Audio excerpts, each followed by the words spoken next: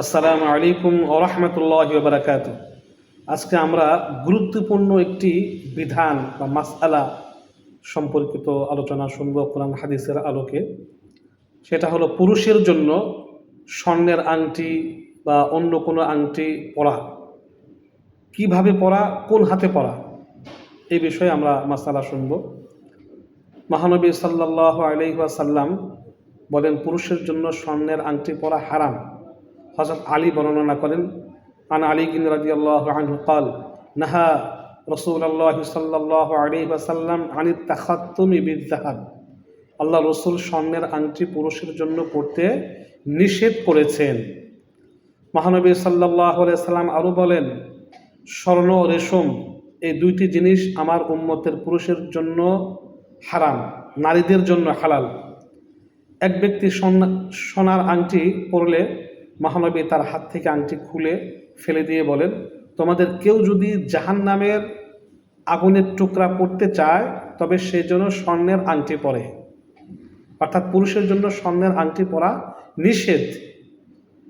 হাদিস রয়েছে, আন আলী রাদিয়াল্লাহু আনহু قال ان النبي صلى الله عليه وسلم اخذ حريرا فجعله في يمينه واخذ ذهبا فجعله في شماله ثم قال ان هذين حرام على ذكور امتي। আল্লাহ রসুল এক হাতে স্বর্ণ এক হাতে রেশম ধরে বললেন যে আমার উম্মতের পুরুষদের জন্য এই দুইটি জিনিস হারাম করা হয়েছে, এজন্য স্বর্ণের আংটি কোনো অবস্থাতে পরা যাবে না।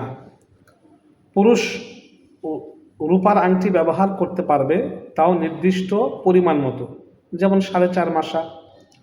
মহানবী সাল্লাল্লাহু আলাইহি সাল্লাম লোহার বা স্টিলের আংটি ব্যবহার করা ব্যাপারে দিক নির্দেশনা দিয়েছেন।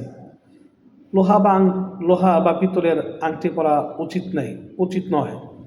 আল্লাহ রসুল একজনের হাতে লোহার আংটি পরতে দেখে বললেন, এটা জাহান্নামের অলংকার, এটা কেন পরেছ?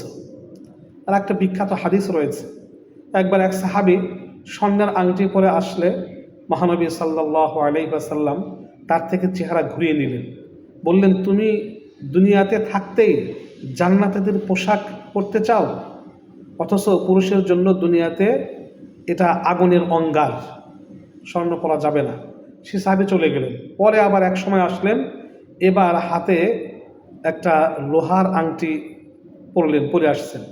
মহানবী সাল্লাল্লাহু আলাইহি ওয়াসাল্লাম তাকে বললেন যে দুনিয়াতে থাকতেই তুমি জাহান্নামীদের পোশাক পরেছ বা জাহান্নামীদের অলংকার পরবে দুনিয়াতে থাকতেই, এটা হলো জাহান্নামীদের অলংকার। এবার সে গিয়ে পরে একটা পিতলের আংটি পরে আসলে মহানবী সাল্লাল্লাহু আলাইহি ওয়াসাল্লাম বলেন, আমি তোমার থেকে মূর্তির গন্ধ পাচ্ছি কেন? তারপর সে সেটা ফেলে দিল। আবার সে এক সময় আসছে, এবার সে একটা রূপার আংটি পরে আসলে মহানবী সাল্লাল্লাহু আলাইহি ওয়াসাল্লাম বলেন, এবার জায়েজ মোতাবেক হয়েছে, রূপার আংটি 4.5 মাসা বা তার কমে বেশি এরকম পরা পুরুষের জন্য জায়েজ। এবার আসেন, আংটি কোন হাতে পরতে হবে, কিভাবে পরতে হবে। হাদিসে আসছে, কানা ইয়াতাখাত্তামু ফি ইয়ামিনি। মহানবী সাল্লাল্লাহু আলাইহি ওয়াসাল্লাম আংটি ডান হাতে পরতেন। কোন আঙ্গুলে পরা যাবে বা পরা উচিত না? বৃদ্ধাঙ্গুলি ছাড়া অন্যান্য বৃদ্ধাঙ্গুলি পরা যাবে না। অন্যান্য আঙ্গুলে, তর্জন আঙ্গুলেও নিষেধাজ্ঞা আসছে বা অন্যান্য আঙ্গুলেও ব্যাপার আসছে, কিন্তু বৃদ্ধা আঙ্গুল ছাড়া অন্য যে কোনো আঙ্গুলে পরা জায়েজ আছে, যদিও নিষেধাজ্ঞা রয়েছে। এজন্য বৃদ্ধা আঙ্গুলে শুধু পরা যাবে না, অন্য যে কোনো আঙ্গুলে পরা যেতে পারে, বিশেষ করে অনামিকা, কনিষ্ঠ আঙ্গুলে ইত্যাদিতে পরা যেতে পারে। কয়টা পড়তে হবে? আংটি যে কোনো একটা পড়তে পারবে, একসাথে 5টা, 4টা, 3টা আংটি পরা উচিত নয়।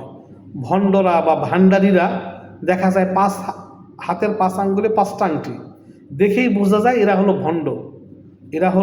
ভণ্ড। এভাবে আংটি পরা উচিত নয়।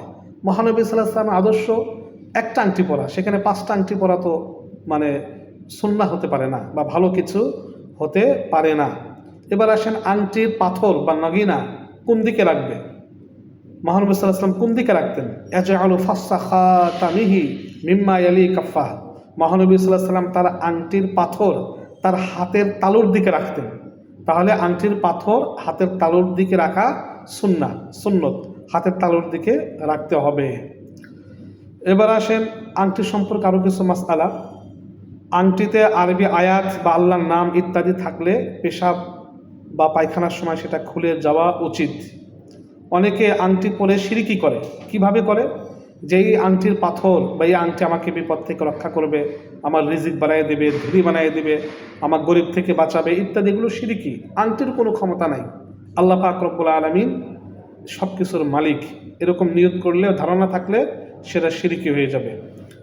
মহানবী সাল্লাল্লাহু আলাইহি ওয়াসাল্লাম বলেন, মহিলাদের জন্য স্বর্ণ পরা হালাল, জায়েজ। তবে মহিলাদের জন্য স্বর্ণের অলংকার বানিয়ে তা পরপুরুষের দেখালে, পরপুরুষকে দেখানোর জন্য এটা পরলে সেটা অবশ্যই শাস্তিযোগ্য। চিকিৎসার জন্য লোহা, পিতল, রূপা ইত্যাদির আংটি অস্থায়ীভাবে পরা জায়েজ আছে। তাহলে আমরা এখান থেকে গুরুত্বপূর্ণ কিছু মাসআলা জানতে পারলাম। আংটি, স্বর্ণের আংটি পরতে পারবে কিনা।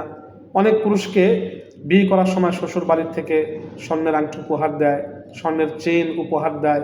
এগুলো উপহার দেওয়া উচিত নয়। মেয়েদের অভিভাবকদের উচিত আংটির পরিবর্তে অন্য কিছু দেওয়া, দামি মোবাইল বা দামি ঘড়ি বা অন্য কিছু। স্বর্ণের আংটি পুরুষকে উপহার দেওয়া উচিত নয়। আর পুরুষের জন্য স্বর্ণ ব্যবহার করা মোটেও উচিত নয়, এটা সম্পূর্ণ নিষেধ। সুতরাং পুরুষ যদি স্বর্ণের আংটি, চেন উপহার পায়, সেটা বিক্রি করে অন্য কাজে লাগাবে, অথবা তার স্ত্রীকে অন্য কোনো সময় সেটা উপহার দিয়ে বা মোহর থেকে সেটা কেটে দিতে পারবে, দেন মোহর থেকে দাম ধরে সেটা কর্তন করতে পারবে ইত্যাদি। তবু পুরুষের জন্য স্বর্ণ ব্যবহার করা জায়েজ নেই। তবে সামান্য পরিমাণ যদি কেউ দাঁতে, বোতামে ইত্যাদি ব্যবহার করে, সেটা অন্য মাসালাগত ভিন্নতা রয়েছে, অনেকে জায়েজের মতামত দিয়েছে। তাছাড়া কোনো অবস্থাতে পুরুষের জন্য স্বর্ণ ব্যবহার করা যাবে না। স্বর্ণ ব্যবহার করলে পুরুষের সেক্স হরমোন, যৌন সক্ষমতা কমে যায়, নারীর সৌন্দর্য বৃদ্ধি পায়, আর পুরুষের সৌন্দর্যও কমে এবং ওই যৌন সক্ষমতাও কমতে থাকে। এই জন্য স্বর্ণ পুরুষের জন্য ব্যবহার করা সম্পূর্ণ হারাম। পুরুষরা অবশ্যই এ থেকে বিরত থাকবে। আমিন।